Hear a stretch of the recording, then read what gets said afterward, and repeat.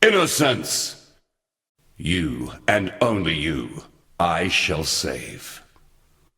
I am Sin, the Forgotten One.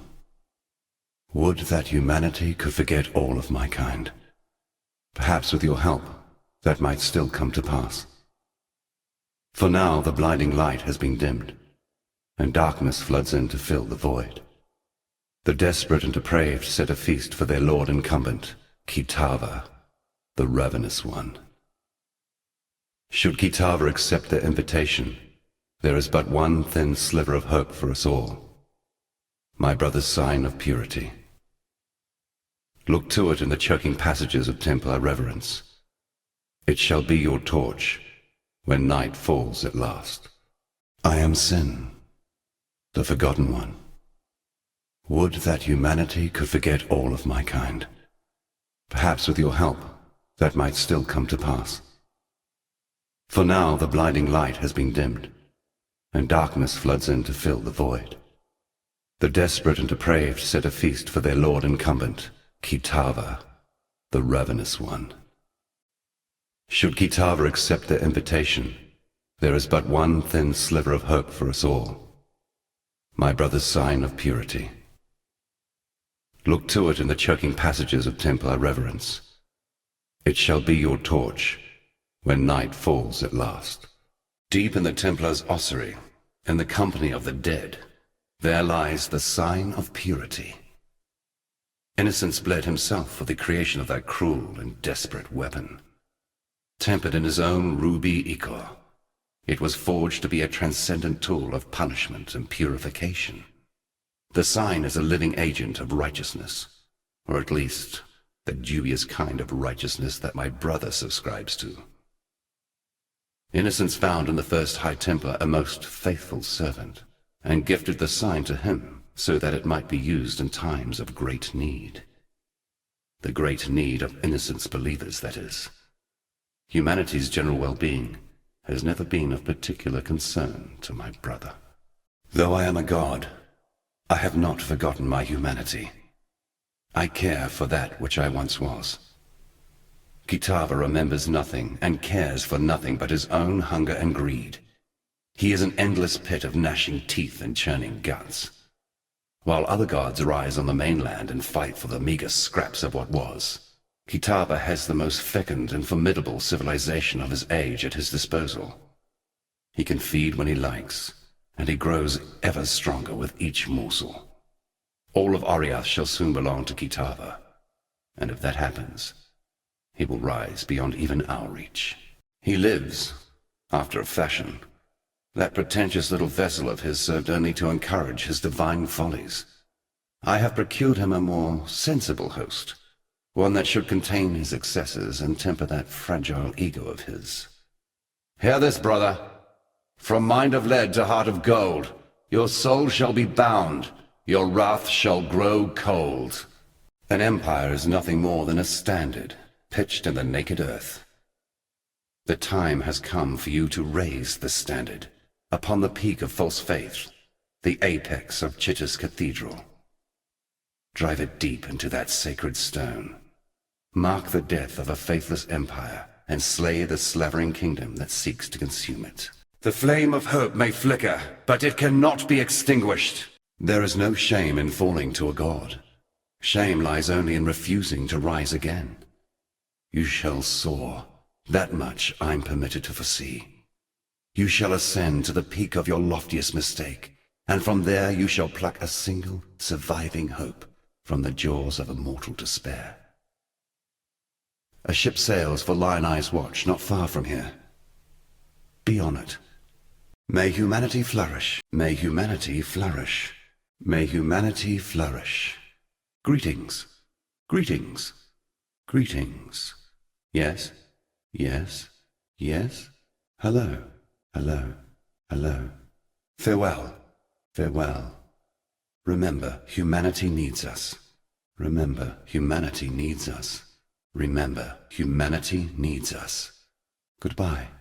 Goodbye. Despite your best efforts, Beast Slayer, a splinter of hope remains. The very seed that brought my beast into existence. The dark ember. Never again shall it birth a life so magnificent as the beast. Yet a residue of that power still lingers. Enough to give us a fighting chance against the ravenous Kitava. How do we obtain this dark ember? 3 hearts were silenced. 3 hearts must sing again, one last time. In that final flickering of life, our Saviour's seed shall be born. All I need are 3 fine souls with which to stoke the flames. Chevron of Umbra, Inquisitor Maligaro, Dodre the Dark Tongue. 3 spirits of near unfathomable resilience and vigor, freed with the beast's final exhalation. So let us begin the harvest. Chevron has come home to Axiom. We shall give her the warm welcome she sincerely deserves. If she is to be of any use to us, the Umbra's spirit must be wrenched from her mortal manifestation and lashed to our greater cause. That is your task. For my part, I shall negotiate the terms of her cooperation.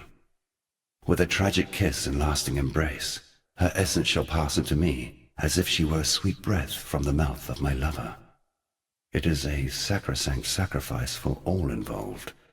Thankfully for you, all I ask is that you do what you clearly do best. Kill. Ambition is the bane of mortality. It was through ambition that we gods transcended the thick mud and thin blood of our mundane birthrights. Ambition that drove us to sustain our divine selves through the subjugation of others. Chevron's soul is made up of 1 part ambition and 2 parts raw, unbounded passion. Such a volatile spark shall burn briefly and brightly, and even the most deadened of hearts. I shall put this simply, for in truth everything comes down to the simple act of planting a seed in the ground. The gods are rising because you slew the one creature that prevented them from doing so. Your name for it is the beast. It was I who planted the seed in the rich soil beneath Highgate, who nurtured it, who watched it bloom into maturity, even as I succumbed to its mollifying powers.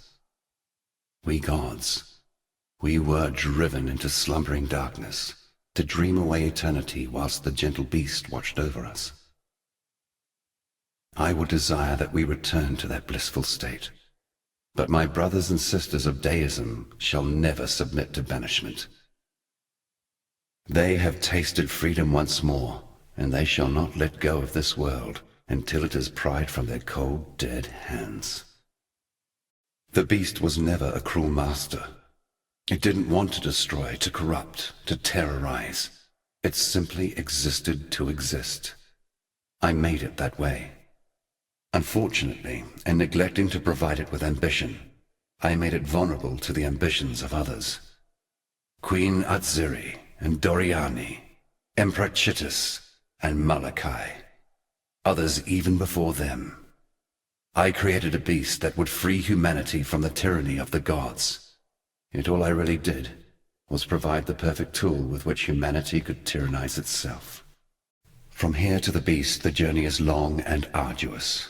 You are strong for a mortal, yet the beating of this war drum shall burst your human heart.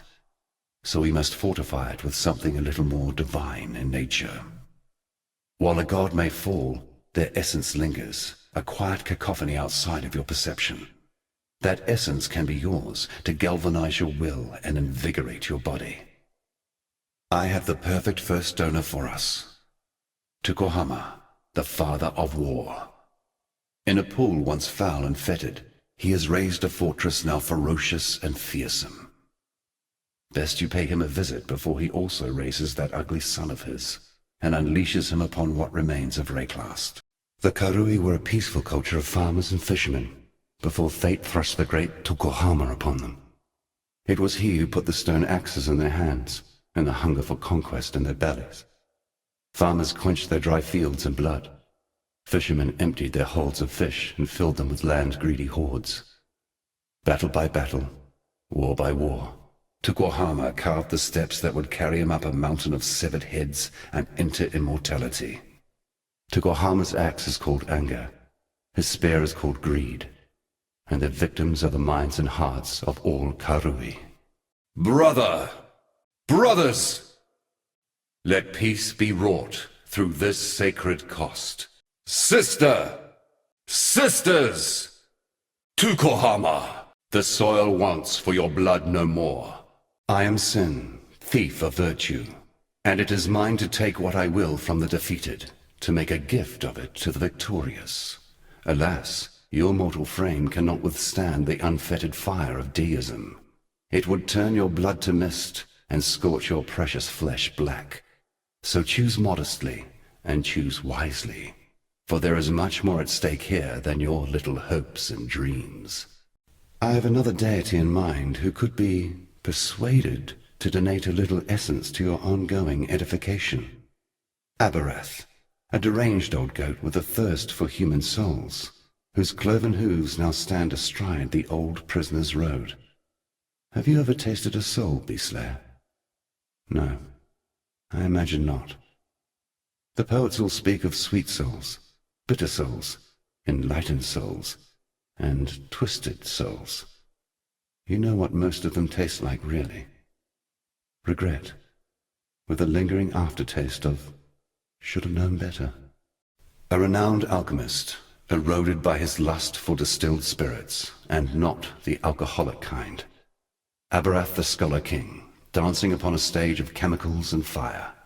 He used his knowledge to burn away the flesh so as to liquidate the life force within, a libation he consumed with both frequency and alacrity. It started with animals, goats specifically, and thus his own cruelty became his curse. The Scholar King became the Cloven One, quaffer of souls. Some say he turned to the dram of man in order to cure himself. I believe his thirst simply grew with his burgeoning immortality. And perhaps he still retains some of his scholarly nature, for he seemed fair determined to share his hard-won wisdom. He took himself a princess, a lovely thing from a local tribe, and 9 months later she gave birth to something rather unlovely. The fawn, as wild and wicked as the shaggy god himself. Schooled in his father's ways, the fawn would carry off many more virgins in his time. And thus, the race of goat men found their footing. Aberath! At last your thirst is quenched. Good souls were hard enough to come by without that parched old goat drinking his fill. You have done humanity a noble service. The thief of virtue understands that power is simply a currency, never to be hoarded, never to be squandered. The puppet mistress was a revered matriarch who nurtured her tribe into greatness through love, peace, and fecundity. That is, until her children were slaughtered by Tukohama's brave warriors. Dissolution and desperation, they do troubling things to the spirit, and given enough time, what one believes, one becomes. Rislatha! Release this land to the will of its true children. A maggot that festers and writhes in the fetid mud of the wettest lands, Rislatha, the white worm that corrupts the very earth while her heart yearns to replenish her slaughtered brood. Hers was a prolific tribe once, fat with peace and fecund with love. Then Tukohama's fire swept across her sacred land, and her children were butchered by the madness of war. Now the immortal mother has one waking thought. She will also ensure that her children are never harmed again. How? By making everyone's children her children. The Asmeri believed that, one day, this world of ours would collapse under the weight of Rislatha's offspring. A frightening thought, and thankfully, a mistaken one. Old salty Sogoth, pickled in a thick brine of ignominious carnality. Vanity was Sogoth's downfall, and I think he grew his shell just to shield himself from the shame of it all. It's time he sailed out to that reef refuge of his, cracked his carapace, and dined on the divine meat beneath. When I first met Sogoth, he was a seafaring chieftain, the beloved leader of a prosperous and sprawling fisher tribe. It was the curse of legacy that made him into the blasphemous Brine King, an endless madness of propagation and disappointment, all in the vain hope of recreating himself. Fishwife after fishwife he took, and every one of them spawned a monster. A truly noble king would have surrendered his kingdom to cleaner blood. Alas, although Sogoth had many fine qualities, Generosity was not one of them. Solagoth, born of ocean's mire, and death washed clean of dark desire. And thus the Lord of Salt and Scale sinks to feed the fishes that flit amongst the ruins of Soartha. Come and jest of his divine juices while they are all washed away. Judging by that rather curious ship and its aberrant captain, I imagine you had rather an interesting voyage here. Now, Inquisitor Maligaro, we must have his soul. He has most certainly returned to his old haunt, yet his manifestations are like wisps on the wind. There one moment, gone the next. While I am familiar with the phantasmal trails and tributaries that filigree this reality, Maligaro's exact whereabouts eludes me. You should speak with these desperates who cling to this broken bridge, that young Templar scholar in particular. Their mundane knowledge must provide where my enlightened sapience cannot. Our brutal construction nears completion, and now only the wretched Dodri Darktongue remains. Unlike her compeers who, in undeath, have yearned for the familiar, Dodri appears drawn to the old wounds of calamity. The cataclysm took San, and left much that a parasite like Dodri might enjoy. I shall meet you in San, where I hope you shall make swift and bloody work of that foul hag. There was a time before the beast, bathed in the shadows of lost memory, when men and women like you could ascend. Through rareness of quality and the adoration of their people, these few could reach out into the quickening mists of immortality and grasp the power of godhood. Mind you, transcendence is never easy. Like the pains of childbirth, it reeks of agony, tragedy, and sacrifice. The sacrifice most often being of one's humanity. That is simply the way of it. Those of us who seek the immortal throne live long enough to see ourselves become truly monstrous. Let us go hunting, this time amongst the ruins of an encampment most familiar to you, once inhabited by your friends, the Asmeri. Ralakish. He's ruthless and cruel with cunning unfathomable, yet he bears one defining weakness, a fear he forged into chains of his own keeping. His is the terror of grasping too much, and having it all slip through his fingers. It makes him irrational, and therefore vulnerable. Ralakesh, the illustrious master of a million faces. I call him the god of hide-and-seek. While other deities waged wars, spread their seed, and laid waste to whole empires, Ralakesh perched on his throne in a dark palace of ebony, choked with incense, blinded by obedience, and deafened by a senseless cacophony of brass gongs. Thankfully, he never had the courage to peek over the high walls he built, else the world might have been in trouble. Ralakesh! Turn away the tyrant's face, and kingdom end without a trace. When you try to control everything, you ultimately control nothing.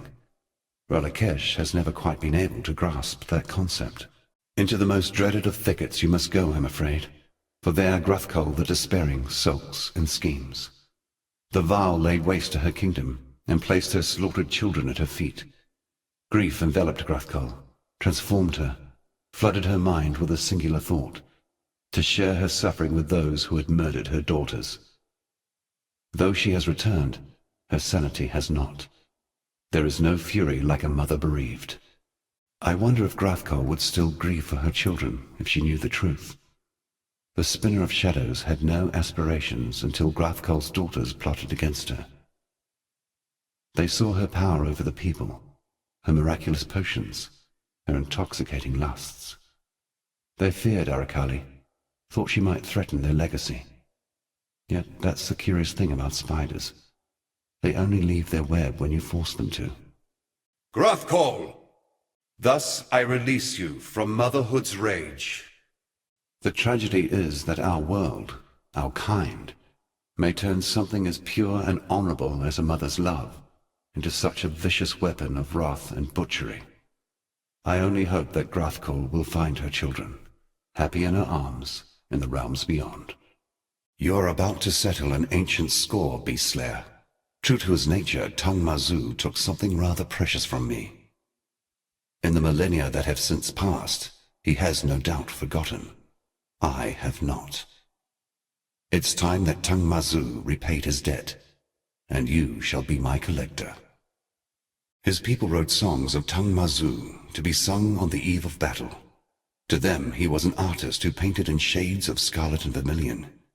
Yet as time passed and Tung Mazu's atrocities grew more grotesque and less artful, his followers found themselves unable to sing those songs with any sense of heroic conviction. At last the people found they could stomach their bloodthirsty lord no longer. They tried to cast him out, and so he repaid betrayal with betrayal.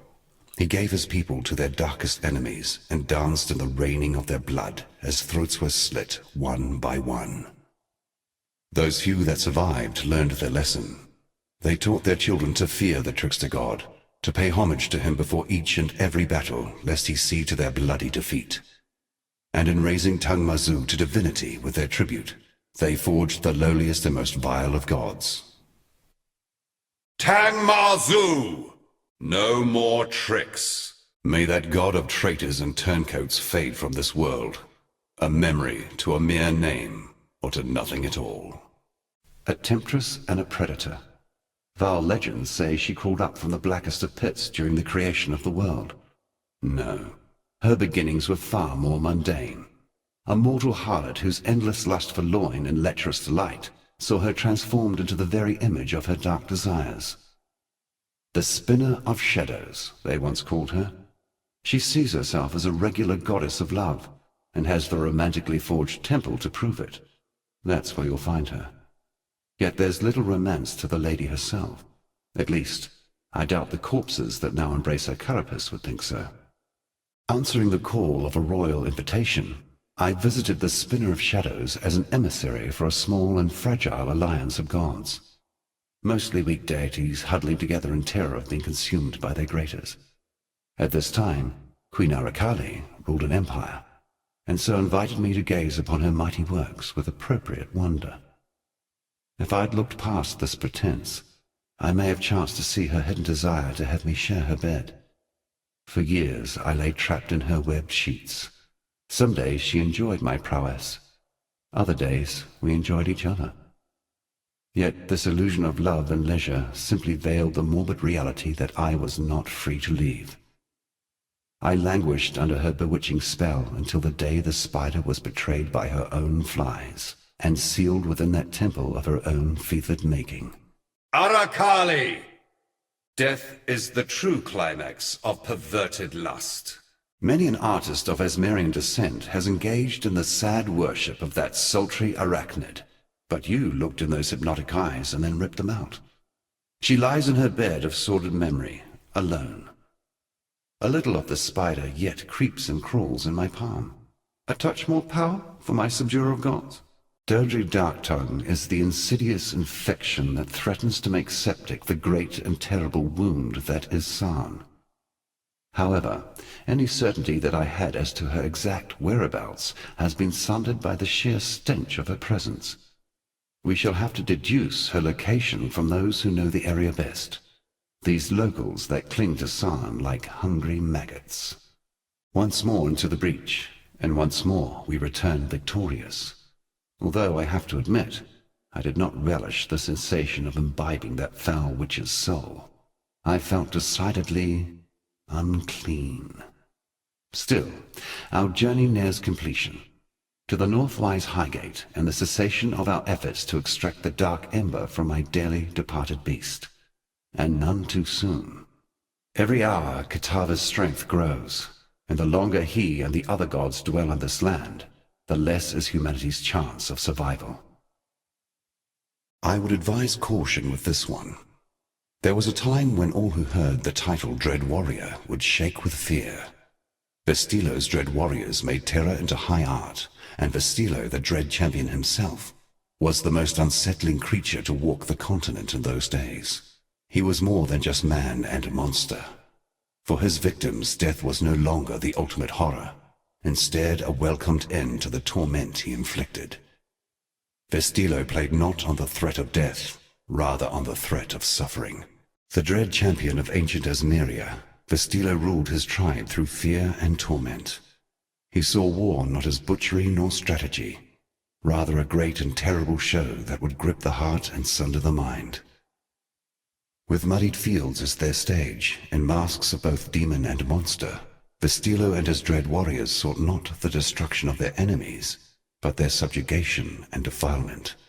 Such was their perversion that enemies would find themselves weeping in terror as the moon rose over the masked horde at their gates, basking them in a pallid aura.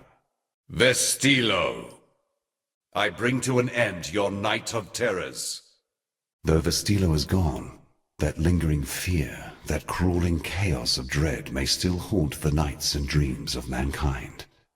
Such is the nature of Vestilo's terror.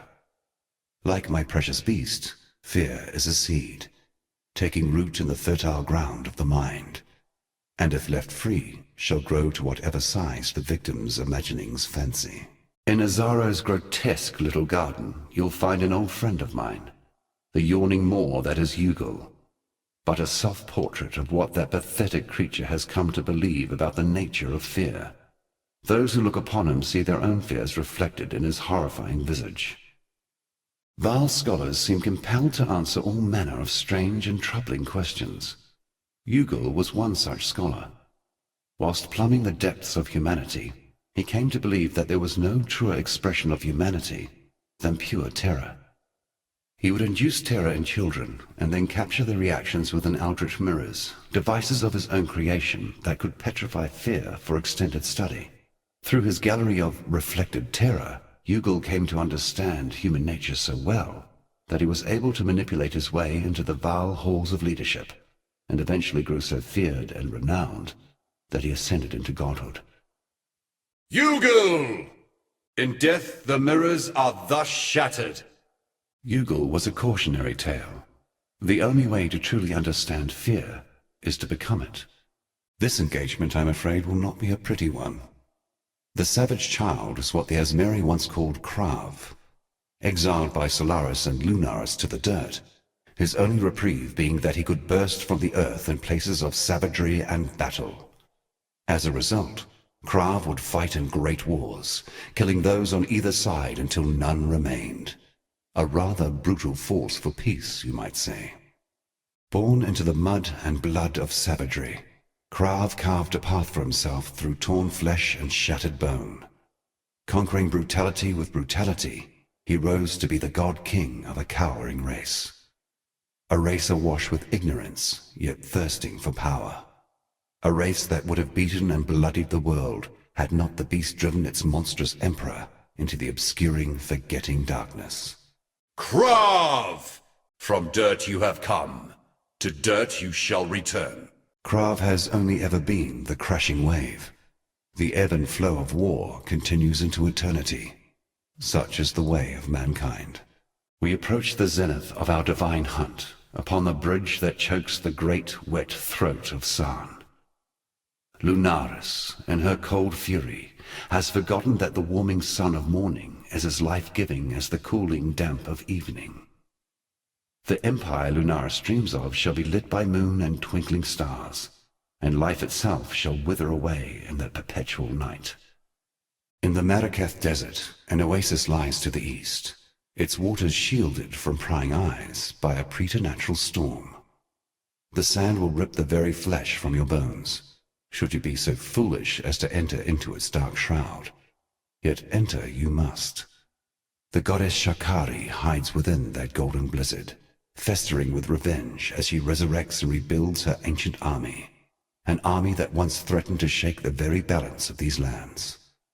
Should she be allowed to revitalize her troops, the whole of Marraketh will finally fall under the cruelty of her selfish reign. The storm is impenetrable for now, even to the likes of me, but there must be a way in. These Highgate locals, they have an affinity for the desert and harsh weather. One of them may know of a way to disperse the storm. One of two sisters who ruled the most populous and powerful of the ancient Asmerian tribes. Solaris was thought to guide the sun across the sky with threads of shimmering gold, whilst Lunaris saw to the wax and wane of moon with a sickle of purest silver. It was a peaceful partnership, until the trickster Tang Mazu happened upon their domain, and turning sister against sister, he saw to the massacre of thousands, whilst concealing the source of their futile feud beyond all reckoning. Feel no pity for the moon. She is a cold and distant fool, far less radiant than she would suppose. It is not something I deign to speak of often, but this goddess, this creature, she was once the flesh of my flesh, blood of my blood. I rose into the clouds and fell into the arms of their queen, the beautiful Garu Khan. Now if you think that mortal marriages are difficult to navigate, try an immortal one. We parted ways, yet not before my young queen of the sands was born into this world of filth and horror. Now you see how I must suffer for the sake of humanity, to lay mine own daughter upon the sacrificial altar. If we are to see the dawn of a new era for humankind, the sun must be taught to behave herself. Upon that mighty span between San's left hand and its right, Solaris burns to consume every single moment of existence. Sparing no thought for life and its needs, she would see the world parched barren before she yields to reason. The sun must be allowed to set, so that it may rise again as a blessing, not a curse. Daughter! Rest, my child. Be free from the torments of immortality. Self-loving Solaris, all the light in the world, yet blinded by her own pride. Not once did she pause to question the truth of her sister's betrayal. Instead, she gloated over her sister's transgressions, proclaiming herself greater and more honorable than Lunaris could ever be. I suppose one shouldn't be surprised when a sun deity takes the higher ground. A mother's keen heart shall bleed into the dreams of her daughter. Once a beauty who held captive the hearts of men and women alike, Shikari's splendor decayed into lust, for the power possessed by her sky-born mother. My daughter once sought out such power within the great sands of this desert. Ever determined, she found it, and it made of her the twisted creature you so mercifully dispatched. Driven by agony and shame, she built an army out here in these sweltering lands, and would have conquered the very sky had not the beast soothed her into peaceful oblivion, a babe once more sleeping in her cradle. The dark ember remains nestled deep within the putrid flesh of my dead beast. With many of Highgate's tunnels now collapsed, we must forge another way inside. I have divined one weak point in the beast's flank, an ancient wound wrought by that varlish overreacher, Doriani. The wound was healed shut by a thick membrane, but the right decoction should dissolve the tissue and allow us inside. Of course, for a cordial of such potency, I shall require 2 ingredients of utmost rarity. First, our viscous concoction shall require basilisk acid, a princely poison which drips from the caustic heart of the basilisk, and trithen powder, an explosive substance oft used in the mining of virtue gems. With these 2 bitter harvests, I shall brew something worthy of eroding the membrane of my decaying pet. Solaris, lunaris! Eclipse cold pride, flaming rage, and pass beyond this human age. Sun and moon return to their rightful places, leaving our path now clear. Highgate lies ahead, Beast Slayer, and a debt that is long overdue. On this road there are the goddesses of Marraketh to be reckoned with, and they will not take kindly to our endeavor. Regardless, I must enter the corpse of my beloved beast, and wrest our sliver of hope from the life you so blindly took. There is no prophecy nor portent, no epic nor allegory, that can promise your survival in this great journey of ours. For despite your trappings, you remain most certainly, irrevocably, mortal. Basilisk acid drips from the hearts of those venomous monsters, though I cannot blame them for their disposition. They are tragic creatures. Theirs is a sorry tale more closely tied to my own than I care to dwell upon. Alas, the forging of my dark ember produced some rather unfortunate byproducts. But we shall not see any success if I am to dwell on those past eras. Within the ruins of Highgate Refinery you shall find it. Trithen powder. a slightly more unstable blend to the kind found within the celebratory rockets and illuminations of Trathis. This devious mixture of crumbled chemistry was once used to blast holes through even the thickest mountainsides. It will ensure that our mixture has the brute force required, though one should tread carefully within the refinery, for General Adus and his elite legionnaires sought refuge there during the first moments of Malachi's cataclysm. If they remain, they will be creatures of darkest discipline, strong men in health and life, made even stronger in corruption and death. You have done well, but our concoction requires both acid and powder. Return to me when you have collected the second partner in our corrosive duo. And so my mistakes are put to rest, and the mighty general has fallen. We honor them both with this brew. Now that I have both ingredients, I shall brew us a nice cup of what we need. There has never been a substance more corrosive than this, apart from my dear Garukhan's sarcastic wit. Let us meet soon at the blood pools surrounding the legion, and from there we shall burn ourselves a pathway into the belly of the beast. Before the bloom of my beloved beast, Solaris roamed the land, collecting the souls of the departed and delivering them into the mouth beyond. Then, whilst we gods slumbered, spirits were left to find their own way into the beyond, and not all of them did. An unfortunate side effect of the birthing of mankind's dominion. Now that he has awoken, Solaris has been driven quite mad by the enormity of his task. So rather than clean up the mess caused by his absence, Solaris has taken to fulfilling his duties in a rather predatory fashion. Instead of collecting from the dead, he now harvests from the living. Though I pity Solaris and his desperate situation, his insanity must be stopped.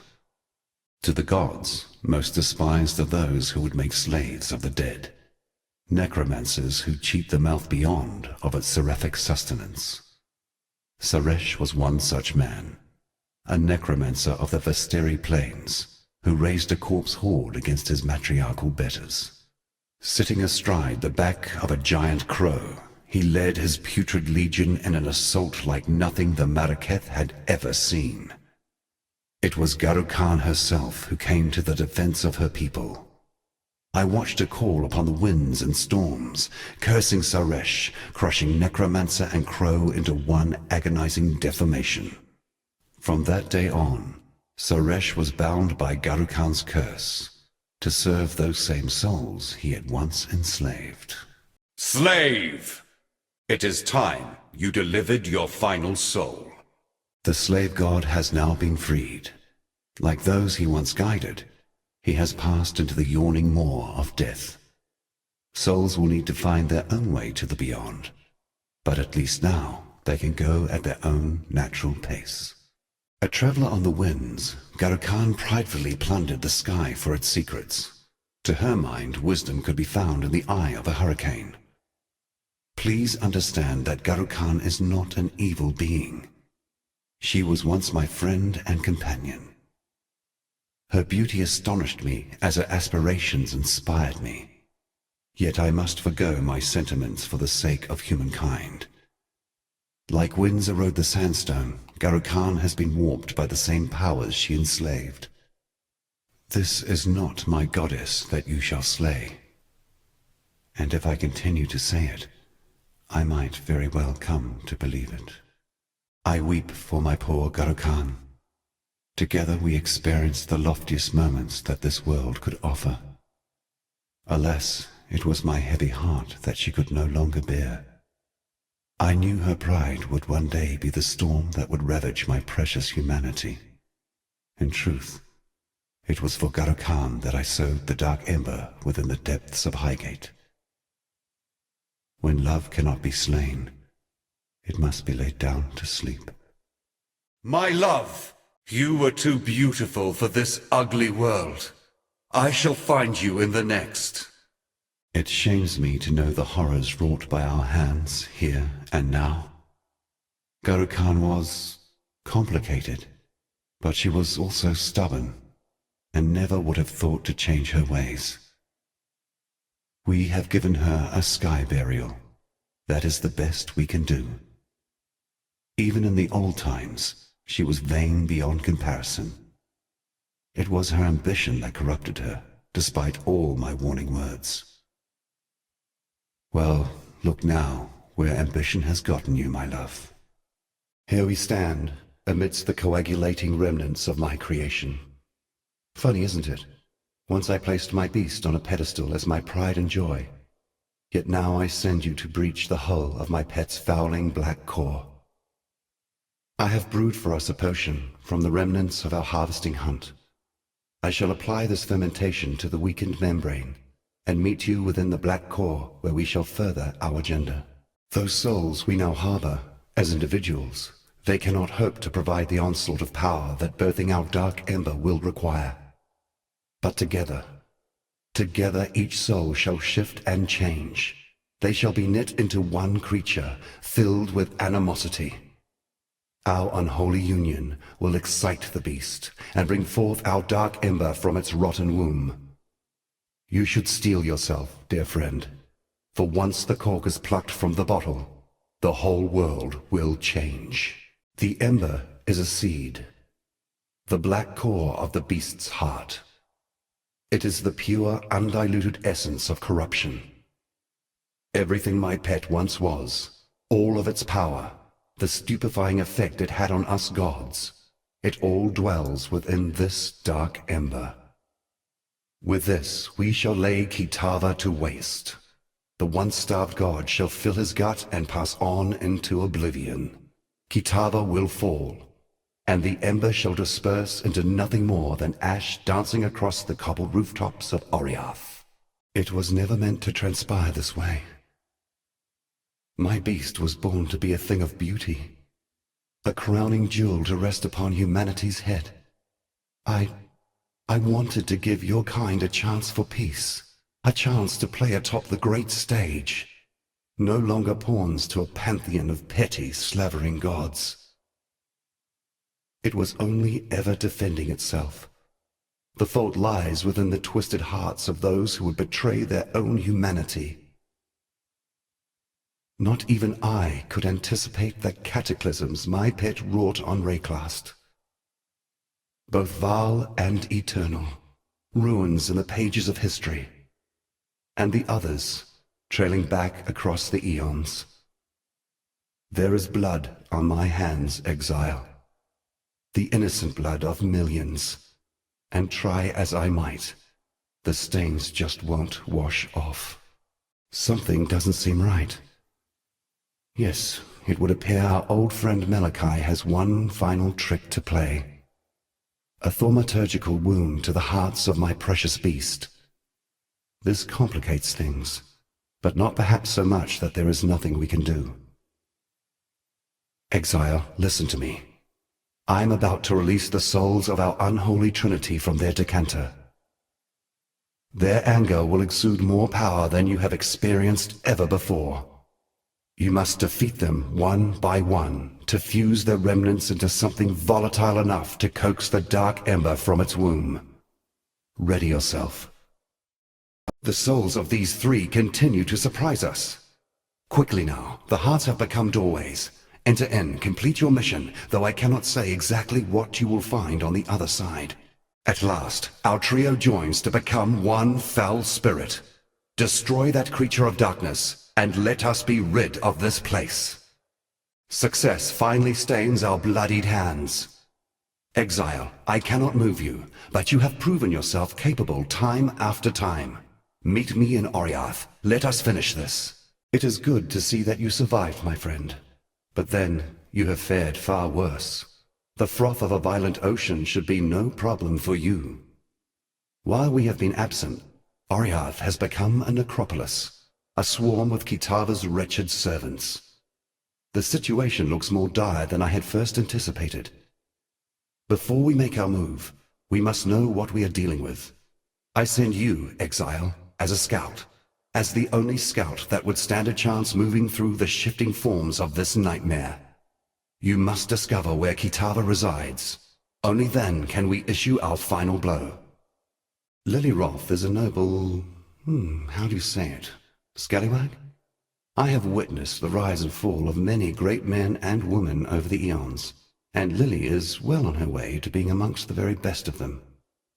I suspect one day her name shall be sung in sultry taverns the world around. I must remember to keep on her good side, now that she can see me. The beautiful pirate princess hunting down the great god Sin would make for a fantastic tale, I'm sure, but one I would rather have remain in the pages of fiction. You needn't fret. The dark ember is still safely in my possession, and will remain so until our final confrontation with Kitava. That carnivorous blasphemy will fall like a log cut from the darkest of forests, and we shall watch him burn, as Oriath and the rest of this world breathes a sigh of relief. Then it is as I feared. Kitava's strength has grown insurmountable in our absence, and his horns now deny us entry to his feeding trough. Evidently the hungry god has grown picky about what crumbs now travel towards his burgeoning throat. It is this strength that concerns me.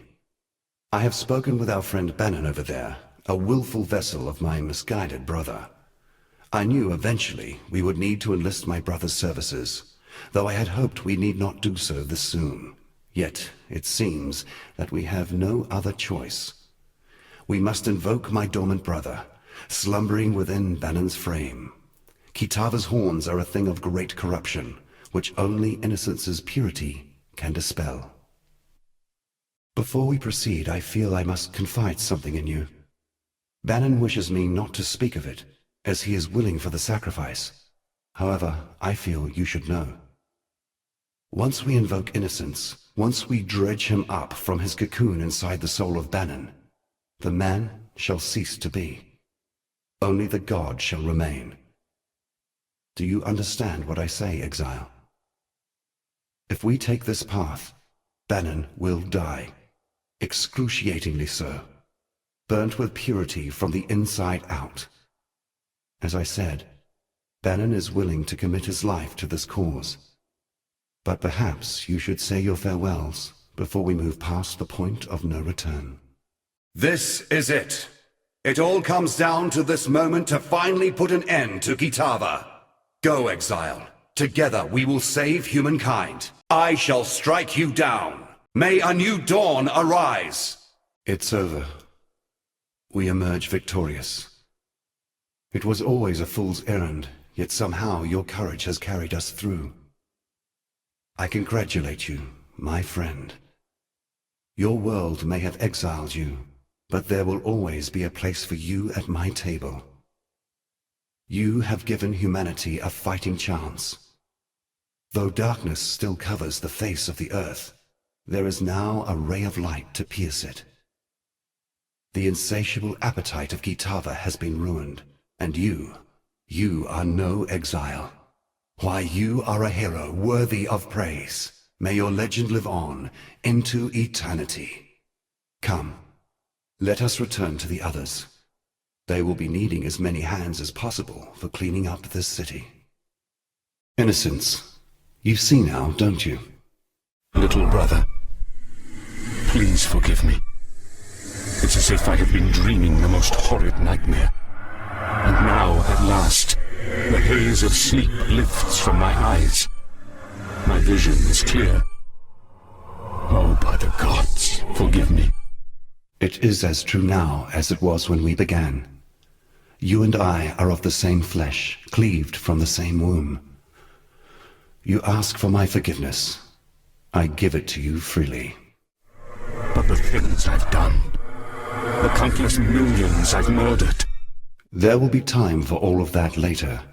But for now, your people need you. Oriath needs you.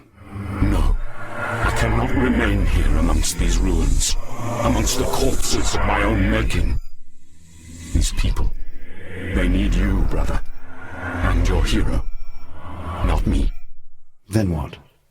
Where will you go? What will you do? Isolation. I shall go south, as far south as one can travel in such a fleshly form. There are things I must think on. The redemption I need plan. If my conscience decides I am worthy of such a gift. You would seek forgiveness in the ice at the bottom of the world. I would. Should you let me? Go. Seek out that which you need. Find who you are. Make pilgrimage. Journey on your path, brother. Only return to us one day. Thank you, brother. Aside from my own presence, I no longer feel the vibrations of other gods. Though there may yet be more out there, for now, Rayclass can breathe a sigh of relief. However, we must turn our sights to Kitava, who still gorges himself on those poor souls trapped in Oriath. You have drunk your fill of my kind. The essence of deity courses through your veins, waiting to be expunged upon a chosen victim. We can only hope it will be strength enough to face that demoniac of a god. This territory you seek to enter is beyond my reach. I cannot go where you intend, but I may be able to offer some assistance to help you in your journey. This divine vessel is formed and fashioned in the shifting ether between this world and that which comes next, an artifact mined from the looming gates of the great beyond. Place the empty vessel in the reverie alongside your map, and the most volatile souls will nestle within upon their defeat. Bring the soul to me, and I will strengthen you far beyond what the crushing weight of simple deism can behold. But be warned, the vessel is a fleeting, tricky thing. It will look for any means to escape from your possession. Do not give it an excuse to slip from your fingers. Come, little spirit, quieten your rage. Become one with this exile. Be strength on their journey into the dark realms of this world. Let my shadow deflect! Let my shadow deflect! Let my shadow deflect! Free me! Free me! Free me! Hold on, brother, you shall be free! Hold on, brother, you shall be free!